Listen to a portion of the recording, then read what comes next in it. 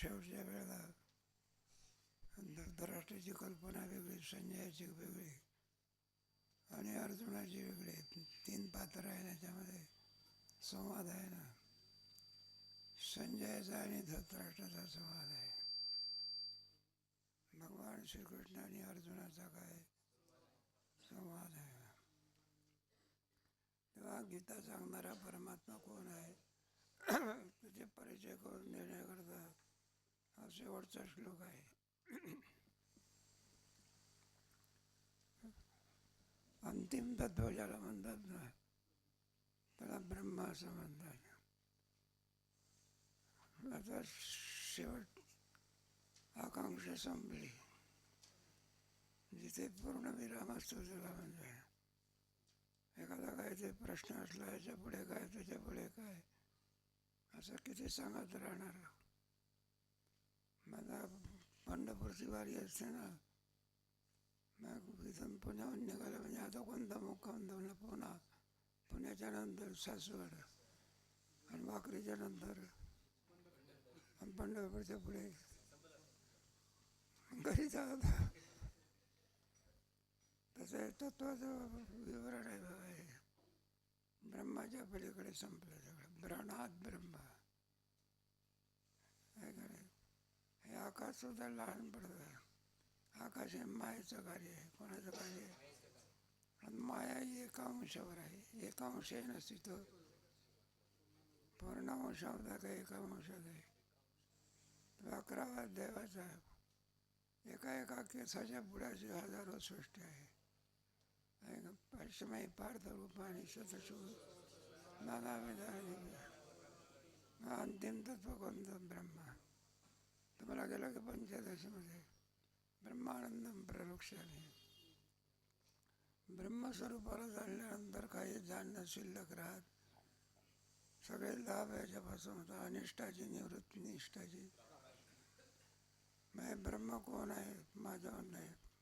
भगवान म्हणतात ते ब्रह्म आहे. ब्रह्मणोही प्रतिष्ठा. ब्रह्माच्या विशेषण दिलेलं आहे. एक विशेषण. एक अमृत आहे, अव्यय स्वरूपाचं आहे, शाश्वत आहे, धर्माचं आहे, सुखद स्वरूप आहे, अनेक नसून एक आहे. असे ब्रह्माची सगळी विशेषणे या श्लोकामध्ये काय केलेली आहे ना. एकेकाचं वर्णन आता पुढे होणार आहे. योगशास्त्रे श्रीकृष्णार्जुन संवादे गुणत्रयविभाग योगो नाम चतुर्दशोऽध्याय. अगा ब्रह्मया नावा अनाभ्रपायो मेची. अर्जुनाला सांगतात म्हटलं, ब्रह्म ज्याला म्हणत असतात ना, ते ब्रह्म माझ्याहून भिन्न नाही. मग थोडं अवतार चरित्र लावायचं. भगवान अवतार घेत असतो, कुठून तरी घेतो की नाही. शून्यातून कुठं भावरूपता निर्माण होते का?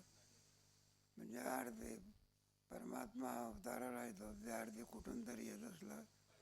11 अध्यायाला मदनुग्रह आहे परमविद्या आहे काय. म्हणजे तुम्ही दिभुजानन चतुर्भुजे सूर्यकार्याचे निव्याजी ते मुद्दल रूप तुझे. म्हणलं ते मुद्दल रूप आम्हाला काय करा तुम्ही दाखवा की. म्हणून जे ब्रह्मा एकांतिनो यस्य असं म्हटलेलं आहे. भक्ताकरता पुन्हा त्याला देवाव ब्रह्मणो रूपम मूर्तंज सगुणाने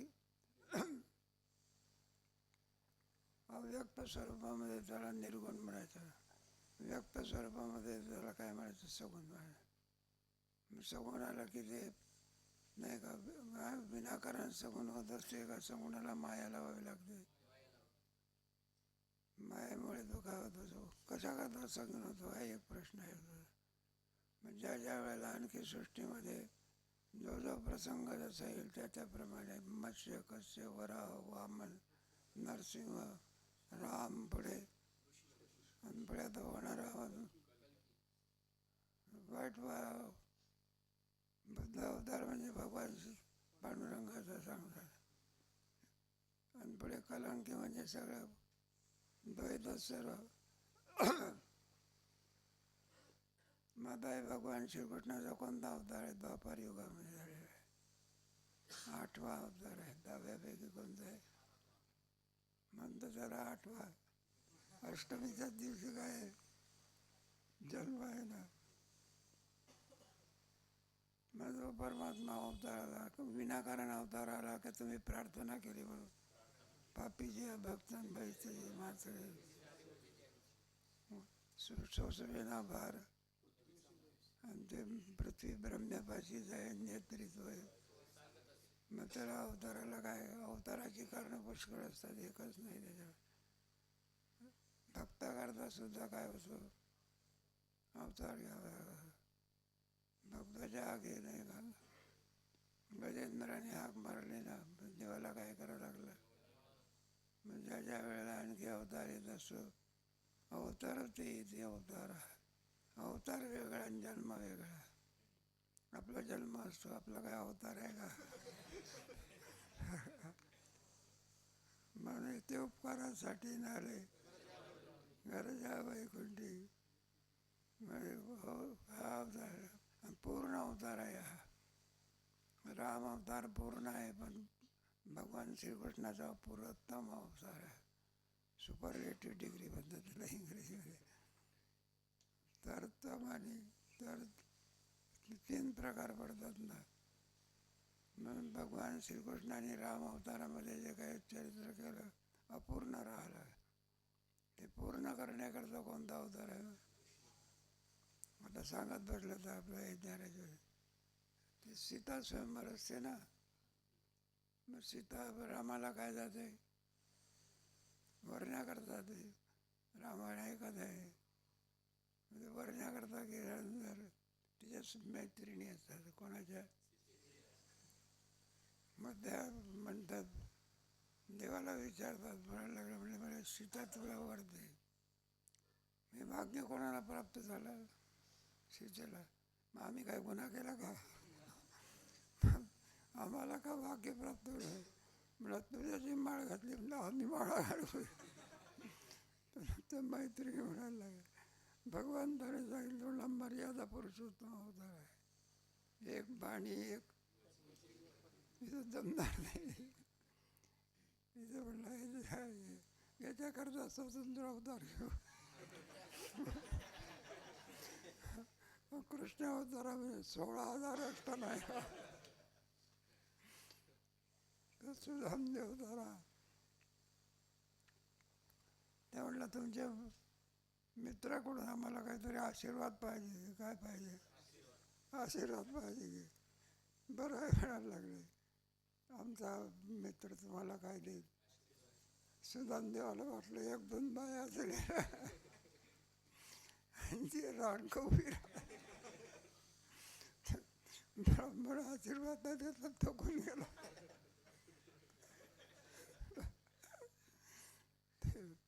भगवान म्हणायला लागले, आता आशीर्वाद देण्याच्या भानगडीत पडू नका.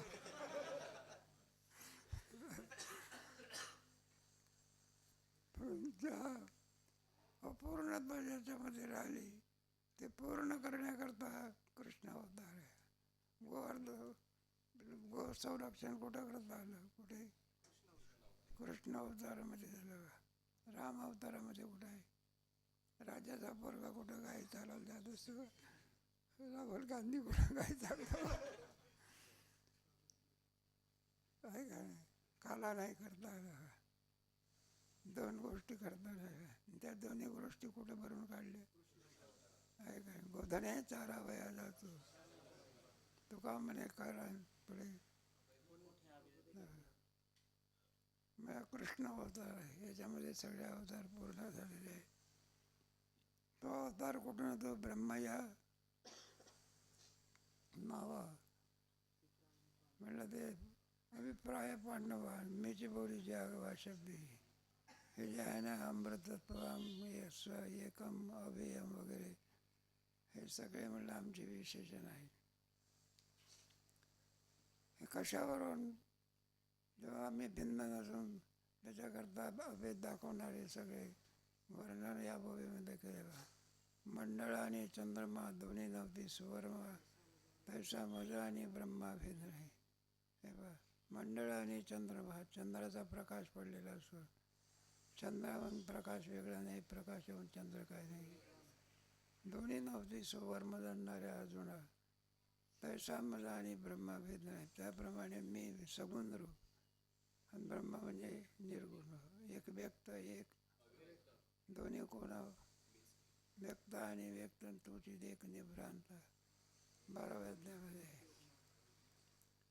नित्य निष्कंप अनावृत धर्मरूप आणि सुखजे जे समपद्वितीय.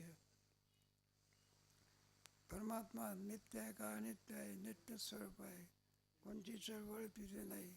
अनावृत धर्मवृत, मायेने आवृत असला तरी मुळामध्ये तो कसा आहे, अनावृत आहे. सुख जे उपमप, ज्या सुखाच्या उपमा देता येत नाही असं सुख. आणि परमात्मा द्वितीय स्वरूप आहे का अद्वितीय स्वरूप आहे, त्याच्याहून दुसरं काहीही नाही. जगत दिसते याची वाट काय, पण त्याची सत्ता वेगळी. आणि परमात्म्याची सत्ता, परमात्म्याची पारमार्थिक सत्ता. आणि जगताच्या दोन सत्ता मानल्या, खरी दोनच सत्ता आहे बघा. एक पारमार्थिक सत्ता आणि एक कोणती आहे. मग व्यवहारिक का पाळली, ती दाखवण्याकरता खऱ्या दोनच सत्ता आहे. पण जोपर्यंत सत्याचं बुद्धी आहे तोपर्यंत व्यवहारिक सत्ता, मिथ्यात्व बुद्धी झाली की प्रातिभाषिक सत्ता. एखाद्या याच्यावर आपल्याला मृगजळ दिसते, जोपर्यंत पाण्याचं ज्ञान होत नाही तोपर्यंत व्यवहारिक सत्ता. आणि एकदा पाण्याचं ज्ञान झाल्यानंतर घ्यायला गेला पाणी कुठलं मृगजळावरचं, पाणी हाताला येते का जमीनच लागते. मग कोणची सत्ता द्यायची, प्रतिभाषिक. आणि खऱ्या पाण्याला व्यवहारिक सत्य.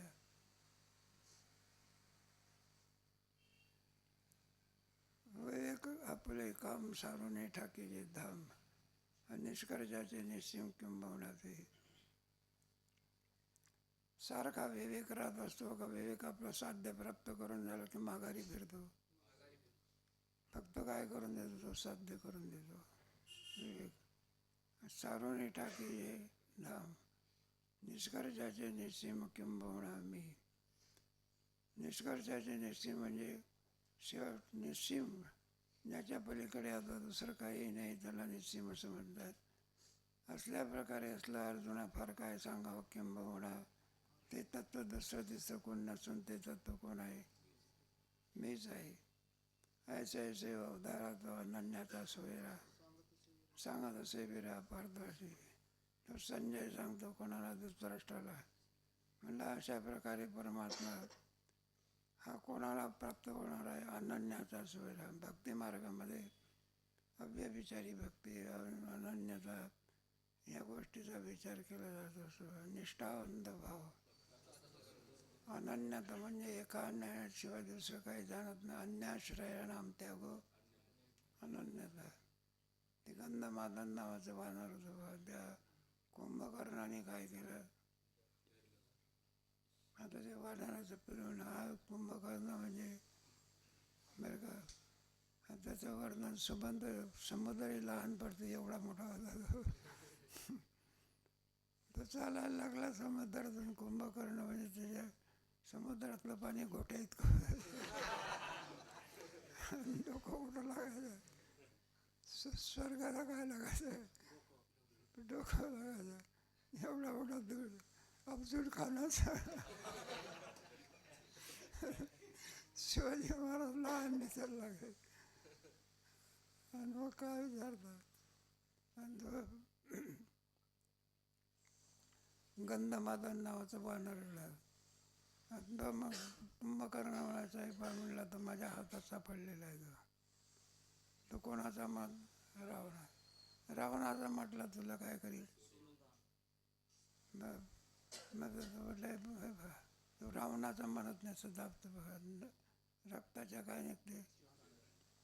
म्हणलं मन की रावणाचा, तो म्हणलं मी मुळेच म्हणणार नाही, मी कोणाचा, रामाचा.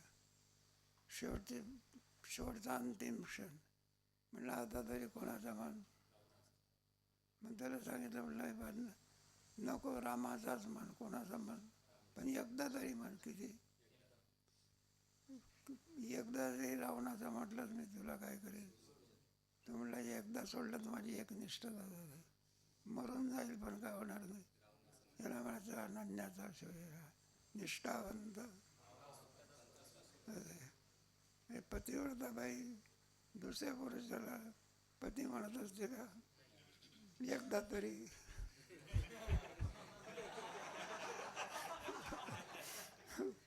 पतिवृत्ती पण संपलं.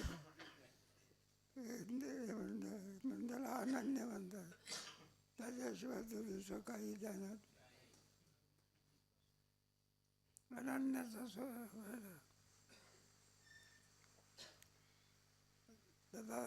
धृतराष्ट्र बघा, ते तर धृतराष्ट्र म्हणे संजय तुझे कोडे पण पुशीला विनवायाने का बोलते?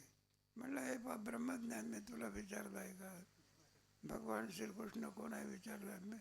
विचारलं नाही तर एक विनाकारण कशाला मला सांगलं? कारण त्याच्यातला रसिक नाही, काय नाही. तर ते कोण आहे? पुशीला विनवायाने का बोलायचे? मी विचारलं नाही तरी म्हटलंय तो का विनाकारण कशाला सांगतो? माझी अवसरी ते फेडीन विजयाची सांगे. हिरो म्हणे सांडीस या गोष्टी. कारण हा कशाचा ऐकण्याकरता बसलेला होता? ब्रह्मज्ञान ऐकण्याकरता बसला. विजय कोणाला प्राप्त होतो? ऐक, एखाद्या वेळेला निवडणुका झाल्या म्हणजे माणसाचे रे मोबाईलवर पाहता कशा करता निवडून कोण येतो ते बाकीच्या गोष्टी बघत असतात का? बरं, विजयाची सांगे गुढी बरं का. जीव म्हणे सांडी गोष्टी आहे. म्हणलं तर काय करा, आंधळा माणसं एवढा मोठा चांगला विषय चाललेला आहे पण याला आवडत नाही. त्याचा रसिक असावं लागतं. आणि मग त्या रसिक माणसाकडे योग्य असं आणखी व्याख्यान केलं तर तो आनंद कान लावून काय करतो नाही का, मनाला जातो देश राग आणि म्हणतो कॉपी राग. रसिक लागत होता. ते मामासाहेब सांगायचं बालगंधर्व गात होता कोण, आणि तो राग रागीने गायचा बघा. त्याच्यामध्ये पद होतं नाही मी बोलत नाही मी, पुन्हा पुन्हा पुन्हा घोळून घोळून म्हणायचं. शेवटी खेडवळ मनुष्य त्याला काय आपला. मग तो उठला, त्याला विचारलं म्हटलं बाबा अरे उठला कशा करता? म्हटलं तसं चाललंय नाही मी बोलत नाही. नको बोलू चाललो.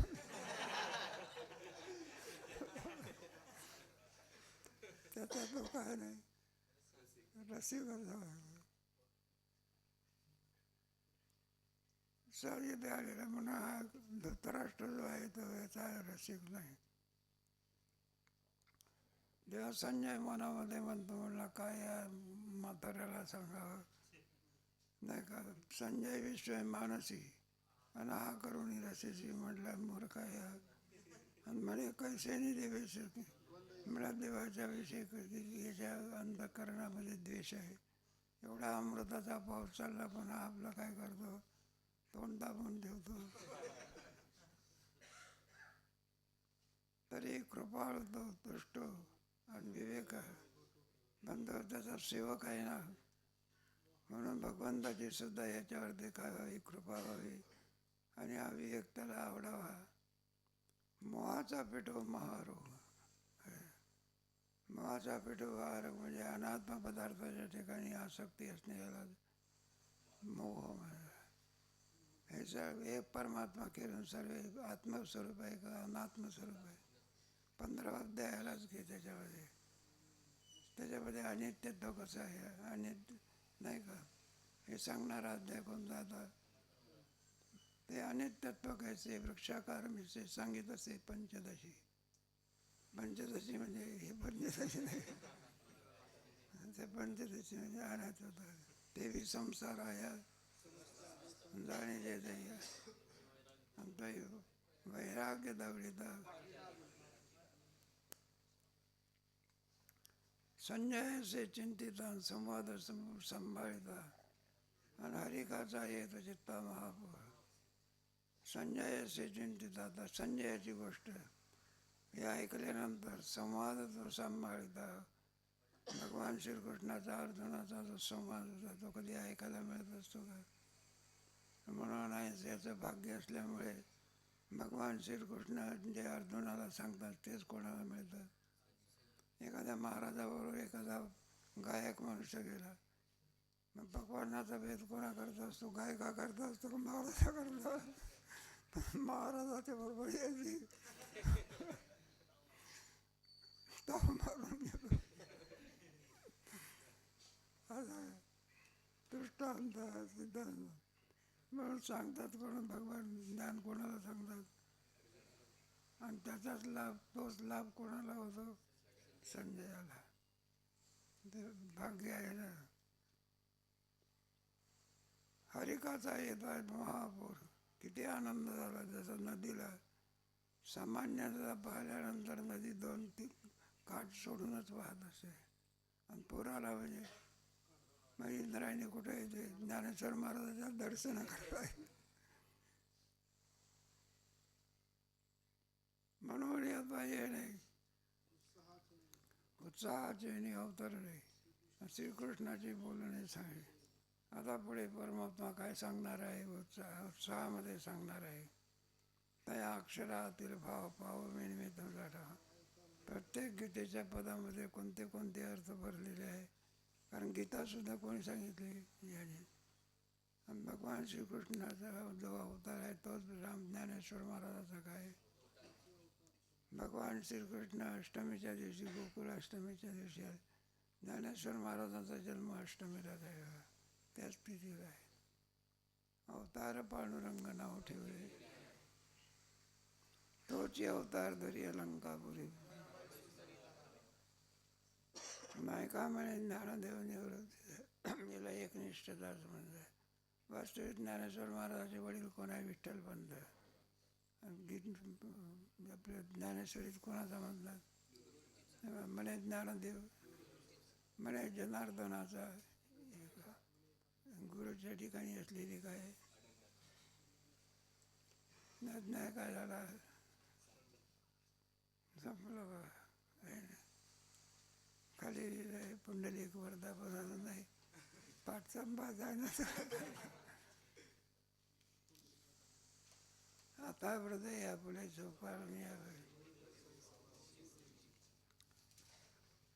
तेव्हा आता हे नमन आहे ना, हे गोड असं नमन ज्ञानेश्वर महाराजांनी ज्ञानाच्या अंगाने हे नमन केलं आहे. असा 14वा अध्याय झाला ना. 14 याचा परिपूर्ण इथे एकत्व प्राप्त झाल्यामुळे हा 14वा अध्याय तरी कशाकरता निर्माण झाला? म्हणजे ज्ञान, स्वतः ज्ञान आहे. ज्ञान आहे नाही का? त्याचा मैया श्री नाही, पहिला श्लोक आपला मामी पार्थिव पासिस दे प्रिया वैसे 9वा अध्यायाला 14व्या अध्यायाचा काय ज्ञानानाम ज्ञानमत्तम यज्ञात्मा म्हणे सर्वे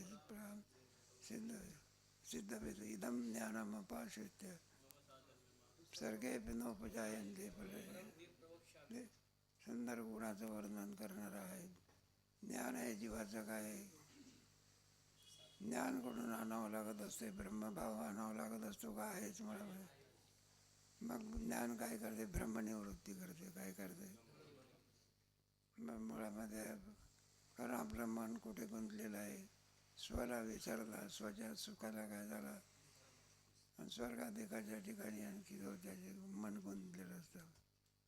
आणि जर त्याने त्याच्यातून मन आपलं काढून इदम ज्ञानमपाश्रित्य जर स्वरूपाच्या ठिकाणी लागला तर जेवढा परमात्मा आहे तेवढा होतो. इदम ज्ञानमपाश्रित्य मग सर्गे नोपजायन्ते प्रलय, त्याची सरली हेर धारण झाला.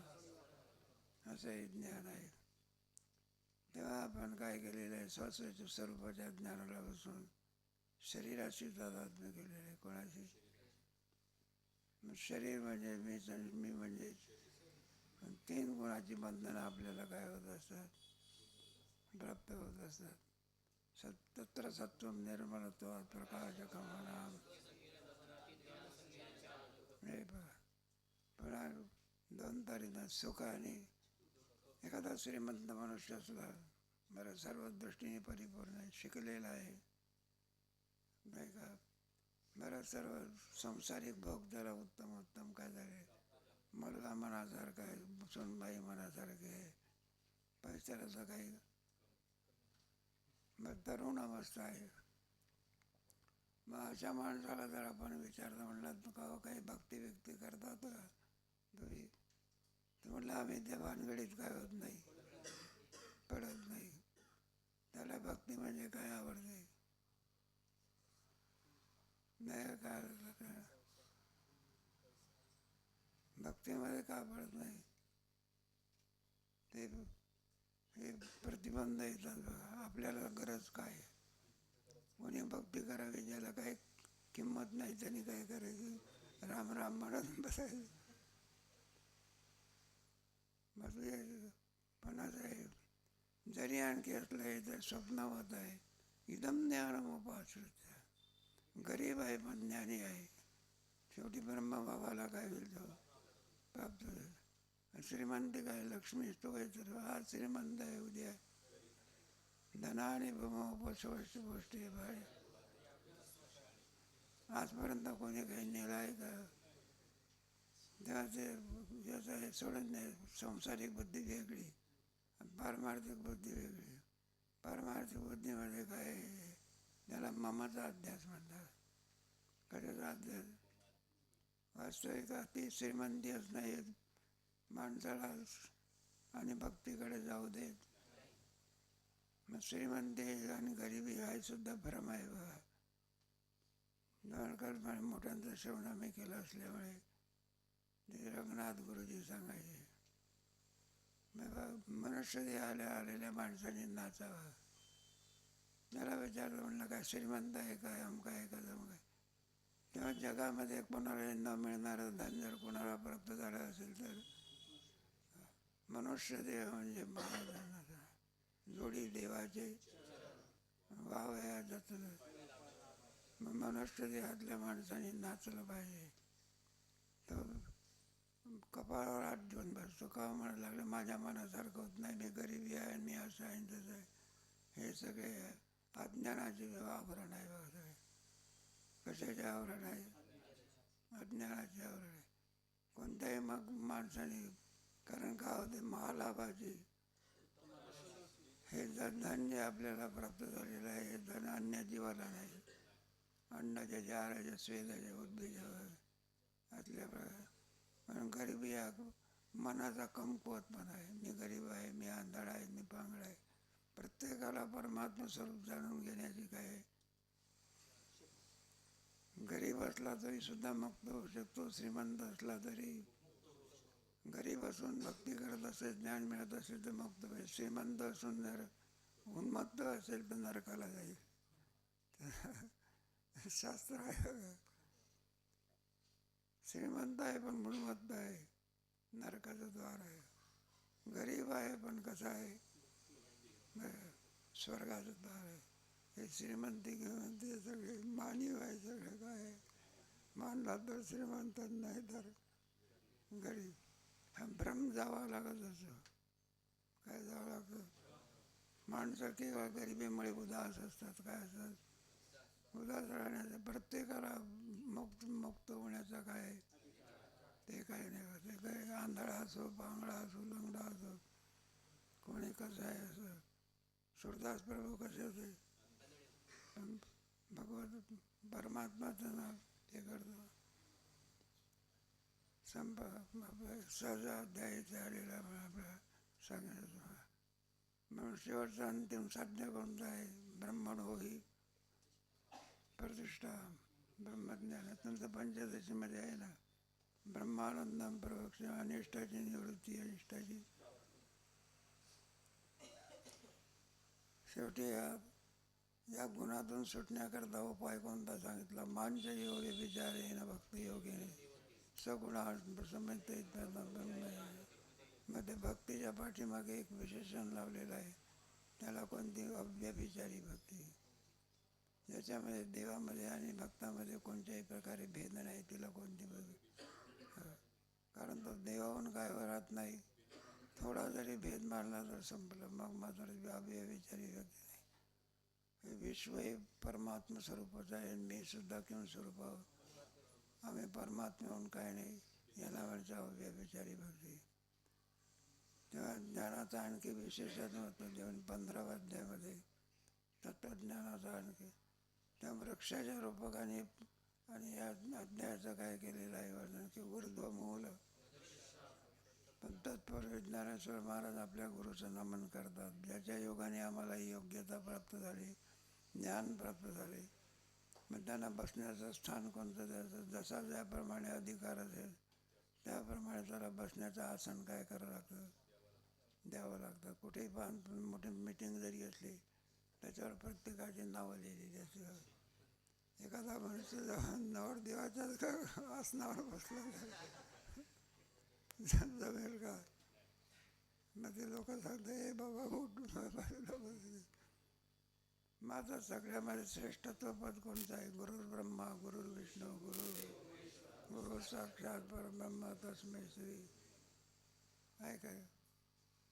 गुरु आणि देव दोन्ही जर मिळून आले, कोण पहिला नमस्कार कोणाला करायचा? गुरुला. इतका मान कोणच आहे ना. कारण गुरुच्यामुळे देवाची काय झालेली आहे, प्राप्ती झालेली आहे. म्हणून गुरुर् ब्रह्मा गुरुर्विष्णू गुरुर्देव गुरु साक्षात परब्रह्म. पण ते पूर्णत्वाला प्राप्त झालेला गुरु असावा लागत असतो. आडनावाचा गुरु नको. काय एक जण कीर्तनकार होता, जोरजोरात म्हणत होता शंकराचार्य रामानुजाचार्य, एकच पद उच्चारायचा. लोकांना वाटलं व्हायचं खूप मोठा अध्ययन झालं असं पाहिजे. त्याच्याकडे जाऊ आपण. तो म्हणले हो तुमच्याकडे आलो कशा करता? म्हणला तुम्ही अद्वैत सिद्धीतला नाही का श्लोक म्हटला होता, तेव्हा अद्वैत सिद्धी आहे, आम्हाला तुमच्याकडे सोडून द्यायला फार चांगलं आहे. तो म्हणला एकच श्लोक माहिती. तो गुरुपदाला प्राप्त होतो. तस्मात् गुरुं प्रपद्ये तस्मिज्ञासु श्रेयमत्तमं शब्दे परेच निष्णातं ब्रह्मण्य पश्रमाश्रय. हे सर्वांनी जो परिपूर्ण असतो त्याला गुरु असं म्हणतात. आमचे जे श्रीगुरू आहे त्यांना आसन कोणतं द्यायचं, कुठे बसवायचं असतं की नाही का. ज्याचं जे असेल, अलीकडे तर त्याला किंमत नसताना देखील किती जरी बोट चांगला असला, चपला चांगल्या, त्याला काय देवापर्यंत जाण्या. म्हणलं 5,000ची चप्पल आहे आमची, पण तिचं स्थान कोणतं आहे? दाराच्या बाहेर. कुठे आहे? कारण तिचा काय नाही. अनेक व्यवहारात सुद्धा त्या व्यवहारामध्ये स्थानाला सुद्धा किंमत असते. तेव्हा गुरुचं स्नान कोणतं आहे? सर्वामध्ये उत्तमात उत्तम स्नान जर कोणतं असेल, स्वच्छ आणि निर्मळ स्नान, त्याला हृदय चित्त म्हणतात. देव वसे आणि त्याची घडावे. मग त्या चित्तामध्ये तुका म्हणे चित्त करारे येऊन गोपाळ राहील शुद्ध चित्तामध्ये आणि परमात्म्याची वास्ती होते नाही का. म्हणून हृदय 60 विला हरेंची त्याची सरली आहे. म्हणून असे गुरुला आम्ही कोणतं आसन देणार? त्याचा हृदय आहे आणि चौपाळून या. त्याचे 4 प्रकार कोणते? मनबुद्धी चित्त. आणि एखादा देवाची मूर्ती ठेवली त्याचं चौरंग म्हणतात त्याला. त्या चौरंगाला पाय किती असते? त्याप्रमाणे ज्या हृदयामध्ये आम्ही चौरंग ठेवला त्याला पाय किती आहे? चौपाळून या. वरी भाऊ सोपा बोले. त्याच्यात 2 प्रकार असतात. आपण जर इंद्रायणीच्याकडे गेलो तिथं मूर्ती असते, एक पादुका असतात. पादुका असताना एक त्याच्यावरती 2 पायाचे भाग असतात. हा म्हणून पायाला एवढी किंमत आहे. संत चरणीच्या पादुका झाला एका असं. तेव्हा आम्ही आणि आपल्या हृदयामध्ये त्यांची चौफळवून या. वरी बैसो पाऊले. भगवान 2 पूजा असतात ना, एक महापूजा आणि एक पाद्यपूजा असते. पंढरपुरात पाद्यपूजेचे 15 मिनटात वर करून टाकत होतं ते सगळं नाही. पायाचीच काय करायची. अलीकडे आहे ना कुठे बाबा काय नाही तुमची पाद्यपूजा करा, इतकं लायकीच आम्ही नाही. पूजा घेणं आनंद वाटतो, तेवढा अधिकार तर असावा लागत असतो ना. नाही का लोकांना वाटते हे ब्रह्मदिवस आहे. आपण चांगले आहे, काही वाईट नाही, त्यात सन्मान असतो, काय असतो. श्रेष्ठाची माणसाने काय करावे, मग वयाने श्रेष्ठ, विद्येने श्रेष्ठ, धनाने आणि सर्वामध्ये श्रेष्ठ ज्ञानाने. वयाने श्रेष्ठ असेल तो एक सुद्धा पूजनीयच आहे.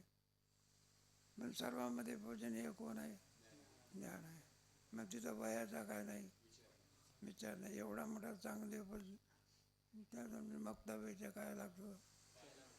चांगलं वय किती आहे आणि मक्तबाईचं वय 2 टिंब काय करायची, मग किती आकडा राहतो आणि त्याच्या नेहमी आणि तेवढे कोण आहे. पण ज्ञान किती आहे. स्वस्ती श्री लपवून दहावी आहे का नाही. दाटी उघडा भावाला सुद्धा ज्ञान सांगते कोणाला.